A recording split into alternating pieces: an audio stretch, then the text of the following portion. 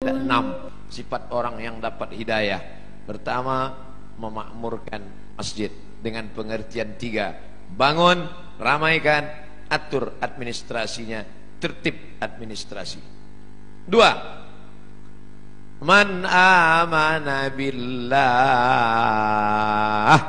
akidahnya benar, la ilaha illallah. Kenapa didulukan bangun masjid baru beriman kepada Allah? Karena ternyata ada orang yang bangun masjid tapi tidak beriman kepada Allah. Ini Ustaz Somad ngawur. Mana ada orang bangun masjid tak beriman? Ada. Masjid apa? Masjid untuk kampanye. Kata pepatah Melayu, kalau tak ada berada, takkan tempua bersarang rendah. Burung tempua sarangnya di atas pokok kelapa, tapi kalau sudah padi menguning, dia akan turun ke bawah. Dan itu terjadi di zaman sekarang.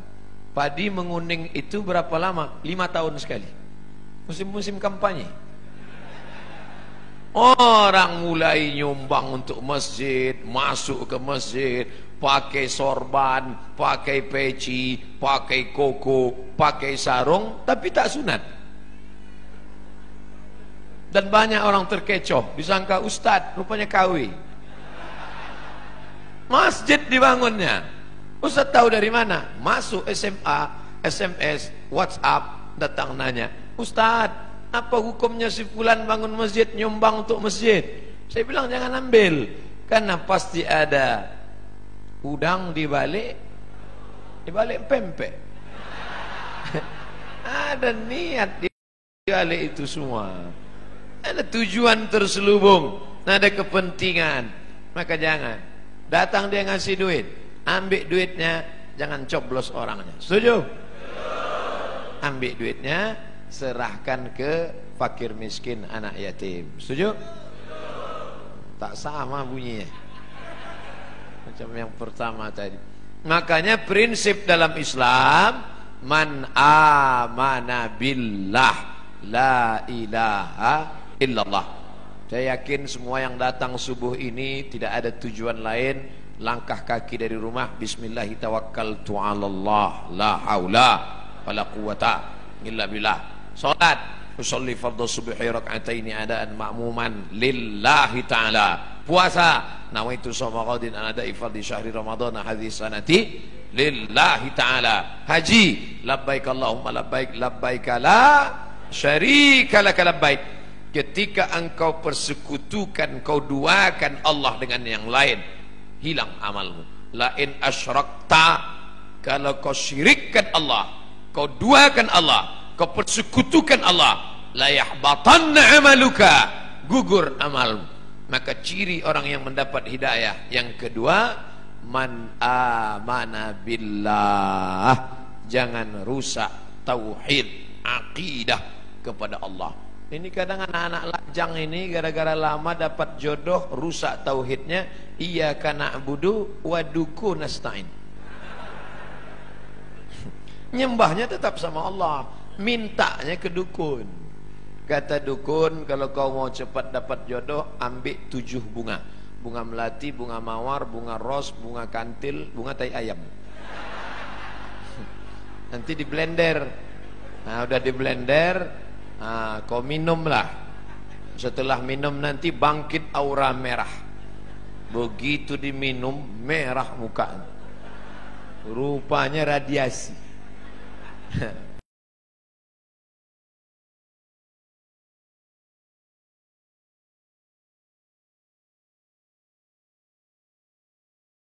Pergilah batu rubi berwarna merah, maka aura merah akan bangkit, wajah akan merah, biji mata merah. Ini tak betul. Kalau memang tak boleh pakai cincin, kenapa Ustaz pakai? Saya hanya sekedar suka saja. Pakai batu tak apa-apa, tapi meyakini bahwa batu memberikan efek sesuatu, rusak la ilaha illallah kita. Kadang orang ini suka mancing-mancing. Ustaz pakai cincin itu ada khasiat-khasiatnya. Ada, saya bilang. Apa khasiatnya? Kalau dipakai, duduk di rumah makan, tak bayar. Hebat Pak Ustaz, duduk aja jangan makan.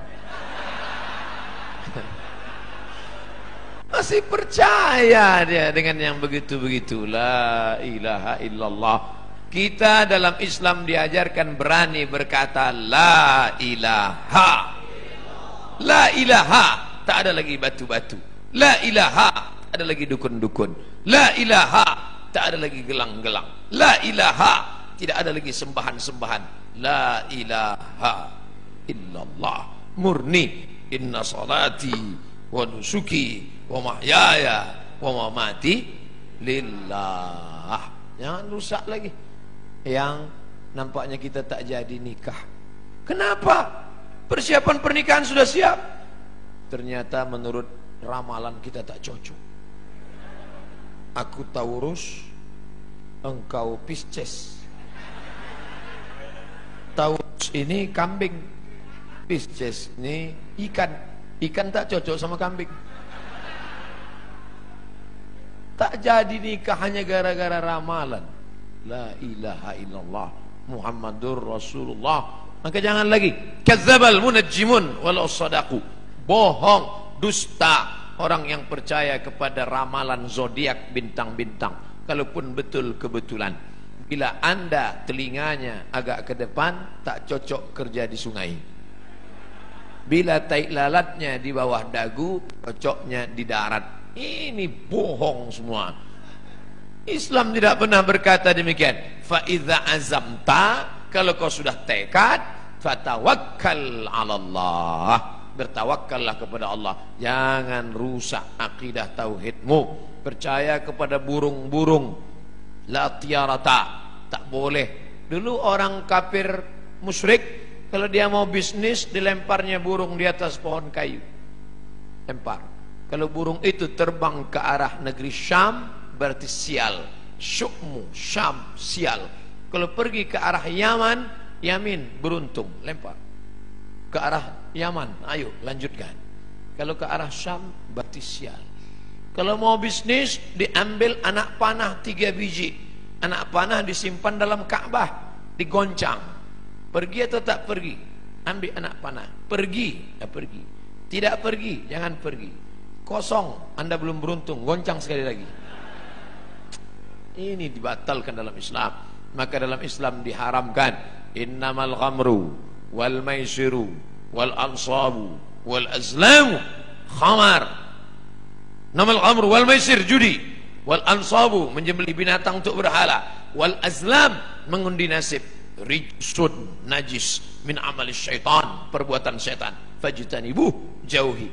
Ciri orang yang mendapat hidayah, dia berserah diri hanya kepada Allah, tapi tetap ada usaha. Jangan tidak ada usaha. Jangan nanti yang lajang-lajang, yang gadis-gadis, kamu tak ada usaha untuk jodoh. Kalau memang sudah takdir Allah, takkan kemana.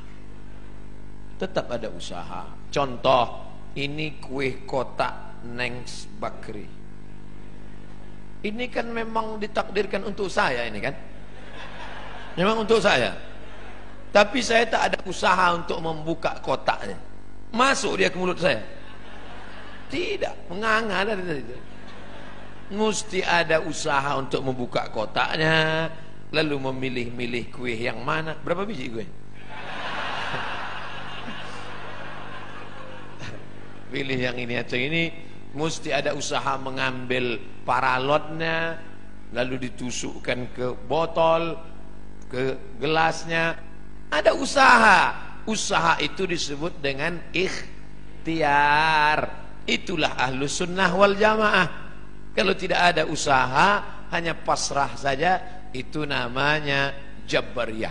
Orang Jabariyah kata dia tak ada usaha, takdir saja. Bang, abang tak kerja. Kalau memang rezeki kita datang sendiri, adinda, tak usah kerja-kerja. Nanti kalau ada suami ibu macam itu Jabariyah. Kalau gitu ibu tak usah masak. Nanti jam-jam 9 dia lapar, nanya, mana makanan kita? Kalau sudah takdir Allah, datang sendiri dia, bang. Orang gitu mesti gitu membalasnya. Orang Jabariyah ini tak ada usaha sama sekali. Diam aja. Nanti tiba-tiba Pak Kapolsek razia. Pret, mana STNK BPKB? Saya serahkan pada Allah. Hah, pukulkan kepalanya Pak. Lepas. Kenapa Bapak pukul? Ini pun dari Allah juga. Orang-orang gini ini mesti gitu melawan dia. Kita betul. Allah kasih kita kudrat, Allah kasih kita iradat, Allah kasih kita sama, Allah kasih kita basar, Allah kasih kita kalam, supaya kita berusaha. Makanya doa keluar masjid, Allahumma inni as'aluka min fadlik, beri aku rezeki. Kenapa keluar masjid minta rezeki? Karena keluar masjid idza qudiyatis shalah, kalau salat sudah dilaksanakan, fantashiru fil ard, bertebaranlah di atas muka bumi, cari rezeki, wabtaghu min fadlillah, cari karunia Allah. Ciri orang yang dapat hidayah yang pertama, memakmurkan masjid. Yang kedua, beriman kepada Allah. Yang ketiga, wa aqamas shalah. Salat bukan somat. Salat. Mudah-mudahan anak-anak gadis yang rajin salat subuh ini mendapatkan suami yang rajin pula salat subuh. Karena kalau kalian anakku yang sudah solehah, yang sudah cantik, yang sudah rajin sholat, tiba-tiba dapat laki tak sembahyang, tak satu dua curhat masuk ke HP saya. Ustadz, dulu saya sangka nikah sama dia bahagia, ternyata Pak Ustadz, cemana rasanya Bu? Macam tidur sama babi hutan. Tak sembahyang. Walaupun hidup 1000 tahun, kalau tak sembahyang apa gunanya? Walaupun hidup 1000 tahun, kalau tak sembahyang apa gunanya? Nanti kalau Bapak Ibu kebetulan pergi umrah, ada mihrab dalam taman Raudhah Masjid Nabawi, tempat solat Nabi. Ini Raudhah, ini mihrab namanya. Di sebelah kiri ada tertulis as-salatu imaduddin, solat tiang agama. Kenapa atap masjid kita kokoh? Karena ada tiang. Kalau tak ada tiang, hancur. Puasa melayang, zakat terbang, haji hilang, karena tak ada tiang. Tiang dari segala amal adalah solat. Dan solat waktunya tak boleh digeser. As-salatu ala waktiha. Apa kata panitia tadi malam? Ustadz Somad, jam 4 kami tunggu di pintu. Maka jam 4 kurang 5 saya sudah siap di ruang tamu. Tak boleh. Saya tahu ini orang-orang Pertamina ini disiplin. Kalau sampai meleset sedikit ditinggalkan ya kita. Maka saya tunggu tepat. Tapi saya tak bertanya, karena dia Pekanbaru sholat subuh jam 5. Ini kok cepat betul? Saya tak tanya. Saya jarang saya nanya-nanya. Masa LCMA nanya? Yalah Pak, pokoknya siap-siap. Sedangkan janji sama Allah tak boleh digeser, apalagi sama manusia tak kita geser, apalagi sama Allah. Ini sekarang banyak yang geser janji sama Allah. Palembang sholat subuh jam 4 lewat sikit, dibuatnya sholat subuh jam 8. Bangun jam 8, tutup pintu, rapatkan gorden, matikan lampu. Sholli fardhu subhi. Allah. Datang maknya buka pintu menengok. Alhamdulillah, anakku sejak ikut ngaji sama Habib Mahdi ini, solat duhanya pun pakai kunut. Allahumma hdina fi man hadait. Hebat. Ustadz Somad boleh nanya Ustadz? Boleh. Ustadz kan biasanya jawab pertanyaan pakai 4 mazhab. Menurut Hanafi, menurut Maliki, menurut Syafi'i, menurut Ambali. Kira-kira solat duha pakai kunut itu mazhab apa ya Pak Ustadz? Mazhab kesiangan. Janganlah solat-solat itu digeser waktunya. Sudah tepat. Inna salata kanat 'alal mu'minina kitabam mauquta. Sudah waktunya tepat, jangan digeser-geser. Pokoknya datang solat berjamaah. Allahu Akbar, Allahu Akbar. On time, datang. Sab'atun yuzilluhumullah. Ada 7 golongan yang akan mendapatkan naungan Allah. Yauma la zilla illa zilluh. Hari itu tak ada atap, hari itu tak ada terpal, hari itu tak ada tenda, hari itu tak ada naungan. Tapi dia mendapatkan naungan di padang mahsyar. Siapa dia? Rajulun qalbuhu mu'allaqun fil masajid. Anak-anak muda yang hatinya tergantung di masjid. Mudah-mudahan anak-anak muda di Pertamina inilah, insyaallah. Kenapa Ustaz sebut anak muda? Kenapa tidak orang tua? Kalau orang tua ke masjid memang udah wajar. Kapan lagi? Udah diintai-intai malaikat maut. Tapi anak muda yang mestinya subuh ini molor tidur, tapi datang berjamaah. Padahal tadi malam sudah tabligh akbar, subuh tetap on time datang. Inilah anak muda yang dikatakan Allah dalam Al-Quran, innahum fityatun amanu bi rabbihim wazidnahum huda. Mereka sekelompok anak muda yang beriman kepada Allah, ditambah Allah hidayah mereka. Mereka adalah ashabul kahfi. Oh, kalau gitu kami komunitas anak muda ini buat kelompok lah Pak Ustaz. Ya, apa nama kelompoknya? Kelompok komunitas anak muda ashabul kahfi. Apa programnya? Tidur aja. Mereka ditidurkan Allah karena dikejar oleh raja yang zalim, sampai akhirnya mereka tiba-tiba terbangun.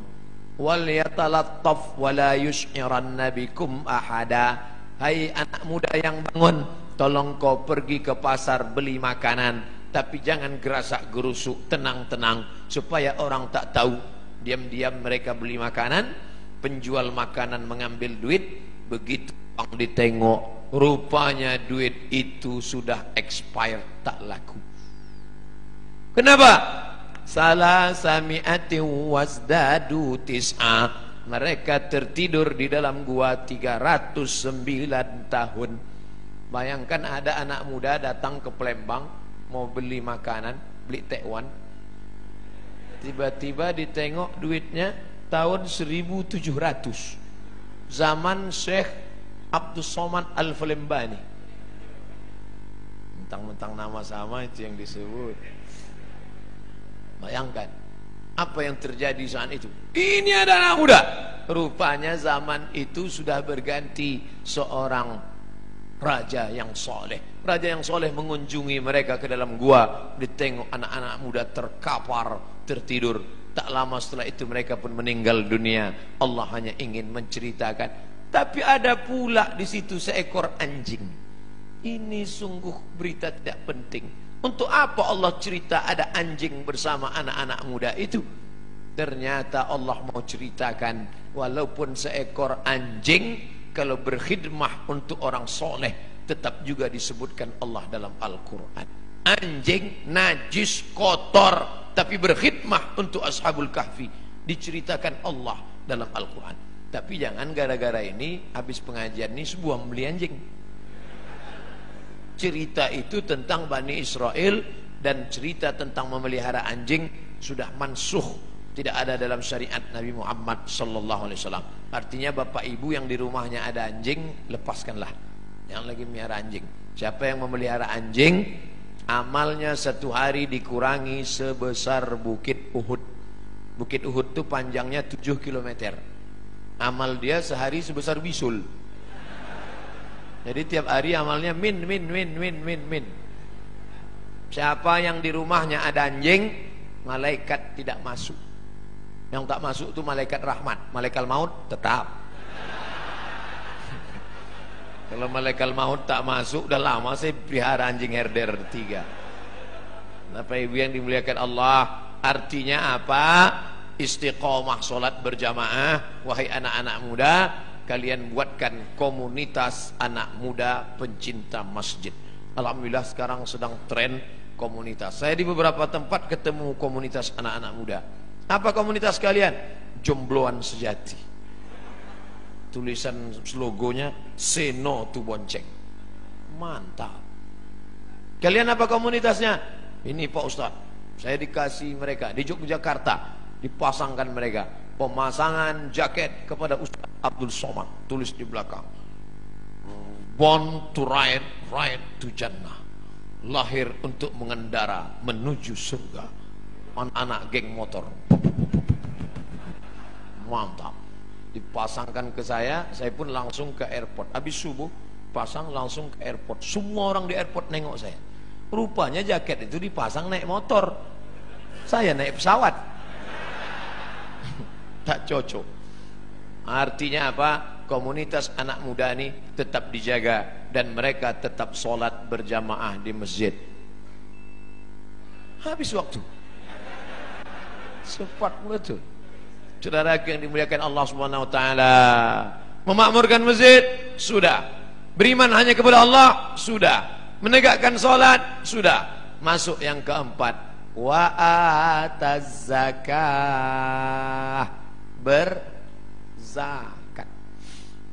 Orang yang sudah salat tapi tak berzakat, maka tak ada gunanya karena dia makan haram. Di dalam duit kita itu ada zakat. Zakat orang dititipkan Allah kepada kita. Ada orang diuji kakinya lulus, diuji kakinya solat berjamaah lulus, diuji matanya solat tahajud lulus, diuji kantongnya, di situ baru kelihatan. Nama siapa? Pelit bin bakhil bin medit bin kedekut. Ini orang na'udzubillah. Oleh sebab itu maka keluarkanlah zakat. Bapak sudah bayar zakat? Tiap tahun saya bayar zakat Pak Ustaz. Berapa? 2,5 kilo. Itu zakat fitrah. Zakat pendapatan 2,5%, 85 gram emas murni. Berapa itu sekarang Pak Ustaz? 85 gram kali 500.000 1 gram, 42.500.000. Siapa yang mempunyai pendapatan 42.500.000 sudah kena zakat 2,5%. Kalau profesi kami sebagai pegawai Pertamina ini gimana Pak Ustaz? 42.500.000 setahun, bagilah 12 bulan. 12 bulannya berapa itu? 42.500.000 bagi 12, 3,6. Jadi yang berpendapatan 3,6 juta, 3.600.000 itu udah kena menurut Basnas, amil zakat nasional yang sudah disepakati ijma' antara ulama-ulama Basnas se-Indonesia, 3,6. Saya tidak sebut gaji karena ada orang gajinya 2 juta, pendapatannya 20 juta. Ada uang tunjang, uang sipak, uang sundul, uang sikut, duit-duit apa. Jadi di total semua, total. Pak Ustadz, saya sebulan dapat 5 juta. Mudah cara ngitungnya. 1.025.000. 5 juta berarti 125.000. Saya 10 juta Pak Ustadz, 250.000. Saya sebulan dapat saya 100 juta Pak Ustadz, 2,5 juta. Mudah-mudahan Bapak Ibu punya duit 100 juta. Dari bunyi aminnya banyak yang tak yakin Pak. Masalah duit ini kita tak bisa ngelihat orang, tak bisa dinilai duit dari wajah orang. Ada hitam, jelek, pesek, pendek. Tapi buka dompet 100 juta. Ada ganteng putih, tengok dompet 2.000 perak. Mudah-mudahan semuanya dapat 100 juta. 100 juta zakatnya berarti 2,5 juta. Memang kalau udah cerita zakat ini banyak lupa. Tak ingat saya Bos. 2,5 juta. Saya tak tahu entah siapa yang punya 100 juta, entah siapa yang tidak, saya tak tahu. Dan Bapak petugas Basma, Badan Amil Zakat Pertamina, itu tidak tahu siapa yang punya duit. Tapi ada dia yang tahu. La ta'khuzuhu sinatun. Dia tak mengantuk, tak tidak tidur. Tak mau berzakat, simpan, simpan. Tak ada angin, tak ada hujan, tiba-tiba lutut sakit. Dibawa ke tempat kusuk, makin sakit. Dicucuk pakai jarum-jarum itu akupunktur, sakit. Tak mempan jarum, cucuk paku payung, makin sakit. Akhirnya dibawalah ke Singapura. Sampai di Singapura datanglah dokter Cina membawa martil kecil aja. Dipukulnya lutut. Ayah, lapuklah lama pakai. Rupanya tempurung kelapa yang di lutut nih lapuk. Jadi gimana dok? Tenang, kita sudah import lutut dari Tiongkok. Berapa harganya? Sebelah kanan 40, sebelah kiri 40, ongkos pasang 20. Pas 100. Itu namanya duit hantu dimakan setan. Silakanlah. Yang tak mau bayar zakat tak apa-apa, silakan. Tapi awas. Gimana? Udah ada terasa? Nah, kalau udah ada bayar. Nanti habis nih jumpai Badan Amil Zakat Pertamina, serahkan, bayarkan. Ustadz, bagusnya saya bayar, saya dapat sebulan 4 juta Pak Ustadz. 25.000 berarti 100. Apakah bagus saya bayar tiap bulan 100 atau saya tunggu setahun 1.200.000 tiap bulan? Tiap bulan serahkan. Kan sama aja. Sebulan 100, setahun 1.200.000, kan sama. Duitnya sama, setannya tak sama. Kalau 100.000 ringan, kalau sudah terkumpul 1.200.000, allazi waswisu fi sudurin nas. Yang berbisik itu siapa? Minal jin. Nah, kalau jin yang berbisik, senang, kita baca ayat kursi selesai. Ini yang berbisik ini nas, sekantor sama kita, sama-sama orang Pertamina juga. Mau kemana bro? Mau bayar zakat ke Basma. Berapa? 1.200.000. HP baru 1.100.000. Kita bacakan ayat kursi, hafal pula dia dari kita lagi. Nanti kalau ada kawan begini, bacakan juga ayat kursi. Ngembuskan dia, Allah qayyum la ta'udhu sunat wala nawm. Oleh sebab itu bayar zakat. Yang paling tinggi zakat. Di bawah zakat infak. Di bawah infak sedekah. Apa beda infak sama sedekah Ustaz? Infak materi. Wa anfiqu min thayyibati ma kasabtum. Berikanlah hasil usahamu. Infak itu materi. Kalau sedekah non materi. Makanya dalam hadis dikatakan tabassumika fi wajhi akhika sedekah. Senyummu ke wajah saudaramu sedekah. Allah Maha Adil. Kalian yang bisa ngasih sedekah duit, sedekah. Kalian yang bisa ngasih infak duit, infak. Infak kipas angin, infak AC, infak lampu. Tapi yang tak bisa ngasih infak, sedekah. Artinya apa? Kau yang berduit kasihlah duit. Yang tak bisa ngasih duit senyum aja. Misal jumpa orang, udahlah duit tidak, senyum tidak. Asal jumpa muka macam jeruk purut dipijak gajah. Oleh sebab itu bagi. Makanya yang paling tepat untuk kotak masjid itu adalah kotak infak. Jangan buat kotak sedekah, kotak infak biar dia ngasih duit. Kalau kotak sedekah, itulah senyum aja deh.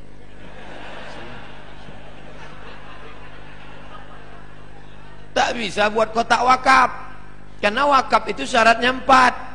Wakaf harus ada orang yang berwakaf, orang menerima wakaf, benda yang diwakafkan, ada ijab, ada qabul. Tak bisa dibuat situ kotak wakaf. Karena kita tak pernah akad ke kotak. Mana pernah kita? Hai kotak, aku kasih duit ini. Kata kotak itu, aku terima, aku terima, aku terima. Oleh sebab itu yang paling tinggi zakat. Di bawah zakat infak. Di bawah infak sedekah. Lalu kemudian yang lebih khusus lagi namanya wakaf. Bapak Ibu yang ada tanah, wakafkanlah. Ini tanah 1 hektar saya wakafkan untuk SMP Islam di kota Palembang. Kami tak tahu ngurusnya Pak Ustadz. Datangi Mas Puroh, Ustadz Habib Mahdi, datangi Habib Qasim, hubungi Ustadz Solhas, hubungi Ustadz Taufik, hubungi Ustadz King. Minta kepada mereka, tolong kelola tanah kami. Ini tanah sejauh mata mandang. Untuk apa? Tanah mati kita, habis anak berkelahi gara-gara tanah. Tanah yang 1 hektar kita wakafkan untuk sekolah, itulah yang akan mengalir untuk kita mati. Bapak-bapak, tanah bapak banyak. Begitu bapak meninggal, dijual ibu itu. Habis itu nikah dia sama brownies. Dibuatlah rumah cantik besar. Brownies itu yang tinggal di rumah itu nanti. dibeli mobil cantik, dia pakai mobil itu. Tak percaya, cobalah. Ustadz ni tak enak, giliran mati kami dibilangnya mati. Oke, kalau gitu kita balik, ibu itu mati. Ibu yang banyak duit, oh soalnya ini beli gelang, dapat duit beli rantai, dapat duit beli cincin.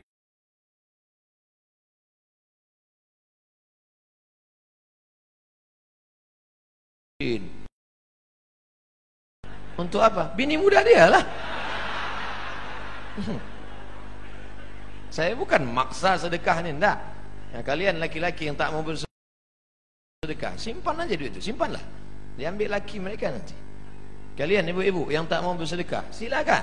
Diambil mereka untuk modal kawin lagi.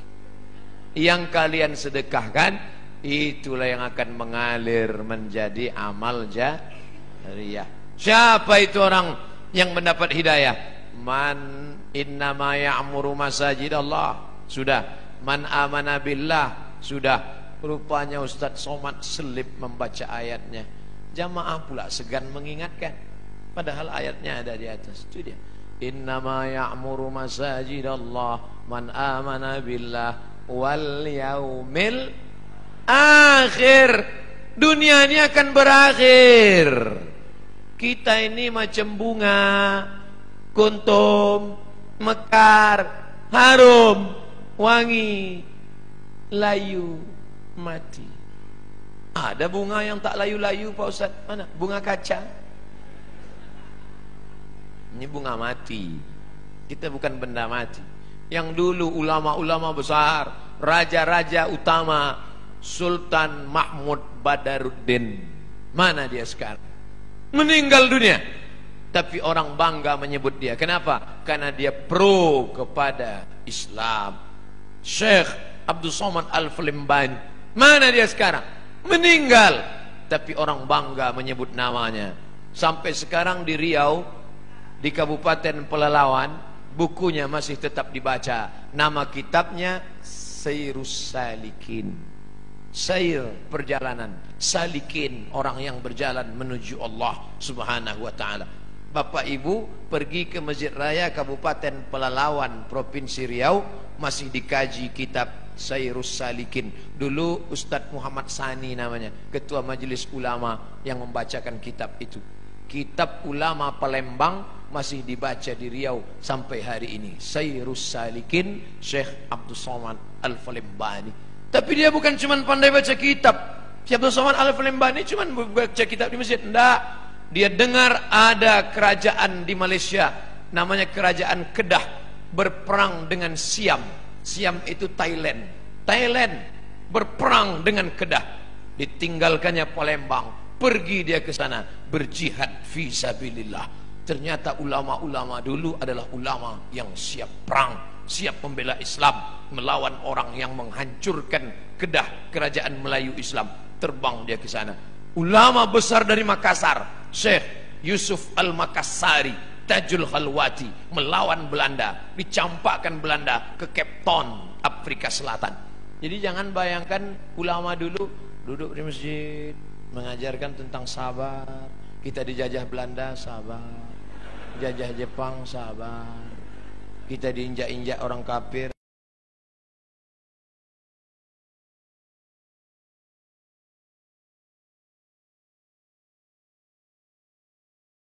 dikatakan radikal, dikatakan keras, dikatakan teroris. Ini orang tidak mengerti sejarah. Di Ponegoro, Sultan Badaruddin, Mahmud Badaruddin, Sultan Sarip Kasim, Sultan Nuku dari Tidore, itu dulu adalah penjahat-penjahat di mata Belanda. Siapa yang memperjuangkan Islam pasti akan punya musuh-musuh. Betul? Yang tak punya musuh adalah orang munafik yang kemana-mana merasa berteman. Jumpa Abu Lahab, teman. Wa idza khalau ila syayatinihim, kalau mereka berjumpa dengan setan-setan mereka, qalu, mereka berkata, inna ma'akum, kami dengan geng kalian setan. Kalau jumpa dengan orang beriman, kami dengan kalian. Jumpa dengan setan, kami dengan kalian. Bermuka dua, muzabzabina baina dzalik, la ilaha ula wa la ilaha ula. Tidak kemari, tidak ke sini. Ini Ustaz Somad, ini Ustaz keras. Dah, saya suara aja yang keras, hati lembut. Saudara yang dimuliakan Allah Subhanahu wa taala, siapa itu orang yang dapat hidayah? Allah memakmurkan masjid. Man amana billah, la ilaha illallah, tauhidnya bagus, wal yaumil akhir, percaya kepada dunia akan berakhir, kita akan mati, tinggal semua ini semua yang akan dibawa iman dan amal soleh. Wa aqamas shalah, rajin istiqomah salat. Wa ataz zakah, membayar zakat.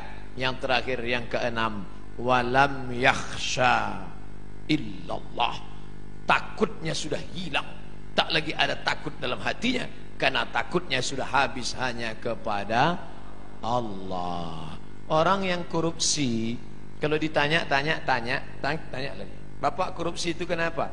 Takut nanti pensiun tak punya rumah, tak punya mobil, tak punya kebun sawit, tak punya kebun karet, tak punya kos-kosan, takut anak tak bisa kuliah, takut dunia membuatkan orang menghalalkan yang diharamkan Allah. Makanya ditulis di sini besar-besar, walam yakhsha illallah. Itu dia, walam yakhsha illallah. Sengaja pas di atas saya ini dibuat, walam yakhsha illallah. Oh, jadi itu tulisannya Pak Ustaz. Itulah tulisannya. Kami sangka semen-semen aja nih Pak Ustaz. Sengaja ini kaligrafi yang dipilih supaya apa? Supaya semua orang Pertamina di sini tahu bahwa dia mengukur dirinya. Aku ini termasuk orang yang sudah dapat hidayah atau tidak. Alhamdulillah Ustaz. Setelah Ustaz jelaskan 6 sifat ini ada dalam diri kami. Alhamdulillah. Satu pun tak ada. Na'udzubillah.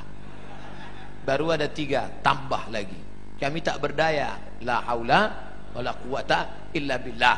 Jangan takut menghadapi hidup. Walam yakhsha illallah. Makanya ibu-ibu itu paling kuat dia. Meninggal suaminya, anaknya ada 3, tak ada dia takut. Tak menangis dia waktu suaminya meninggal. Ibu tak nangis, tak takut masa depan. Tidak Pak Ustaz. Kenapa? Banyak harta warisannya. Tak nangis ibu? Tidak. Kenapa tak nangis? Sudah lama aku tunggu. Bapak ibu yang dimuliakan Allah, siapa yang tak ada rasa takut dalam hati? Kita tetap takut. Yang membuang takut itu Allah. Ala inna awliya Allah. Kalau sudah kalian dekatkan diri kepada Allah, bagaimana sifat orang itu? La khaufun alaihim wala hum yahzanun. Dicabut Allah takut, dicabut Allah sedih. Itulah yang merusak hati orang modern. Takut, sedih. Penyakit stres, depresi, jantung koroner, diabetes meletus, asam urat naik gara-gara terlampau takut, sedih. Apa beda takut sama sedih? Sedih terhadap masa lalu, takut terhadap masa depan. Yang kuliah takut tak selesai S1. Yang sudah S1 takut tak kerja. Yang udah kerja takut di PHK. Yang udah kerja takut tak bisa nikah. Yang udah nikah takut tak punya anak. Yang udah punya anak takut tak bisa nikah sekali lagi. Istri pertamanya meninggal, ibu mau marah. Takut terhadap masa depan. Maka menghilangkan takut itu dengan apa? Falyabudu rabb hadzal bait. Banyak-banyak engkau beribadah di rumah Allah ini. Kalau engkau banyak beribadah, Allah janjikan 2. Apa dia? At'amahum min ju'. Kalau kau lapar dikasihnya makan. Wa amanahum min khauf. Kalau kau takut dikasihnya aman. Ibu-ibu yang merasa takut banyak-banyak beribadah. Kalau kau lapar dikasihnya makan. Saya enggak percaya Pak Ustaz. Saya lapar, udah beribadah, kenapa tak ada? Tengok, langsung dapat kue kotak. Dan kabar gembira, setelah ini akan ada sarapan bersama di rumah masing-masing. Panitia udah cemas sudah tadi. Ini gawat Ustaz. Kaji kita kan tentang takut. Jangan takut. Insya Allah saya tak salah cakap. Jadi kalau ada terasa takut adik-adik, nanti KKN tiba-tiba ditempatkan di suatu desa, disuruh ngasih kata sambutan takut menggeletar. Assalamualaikum. Apa kalian takut? Yang kuhadapi ini manusia. Aku manusia. Pak Kades, Pak Kapolsek, Pak Dandim, Pak Dan Ramil, Pak Kapolda, Pak Kapolri, ini semua manusia. Sampaikan, manusia yang kuhadapi, sama-sama manusia. Bismillahirrahmanirrahim. La haula, hilangkan takut. Tapi dalam hati aja, jangan pula dicakapkan ke depan mereka. Hai kades-kades, kalian manusia semua. Aku ngomong, jangan lagi itu. Cukup dalam hati kita saja. Jangan angkuh, jangan sombong. Takut, ngeri, cemas, di mana letaknya? Di jantung. Ala fil jasadi mudghah, ketahuilah di dalam dirimu itu ada segumpal. Idza salahat salahal jasadu kulluh. Kalau di jantung itu baik, yang lain ikut baik. Kalau sudah jantung bermasalah, maka yang lain ikut bermasalah. Makanya Bapak Ibu dengar kabar Syanu meninggal mendadak kemarin. Kenapa? Sakit jantung. Pernah tak dengar? Syanu meninggal kenapa? Kena kurap jantung. Maka jantung itu mesti dinormalkan. Dengan cara apa? Ala bidzikrillahi tatmainnul qulub. Banyak-banyak berzikir mengingat Allah, maka jantung akan normal. Kalau terasa jantung tak normal, letaknya di dada sebelah kiri. Coba raba pegang. Yang dipegang dada kita, jangan dada kawan. Normalnya. Orang yang tak normal tuh banyak-banyak zikir.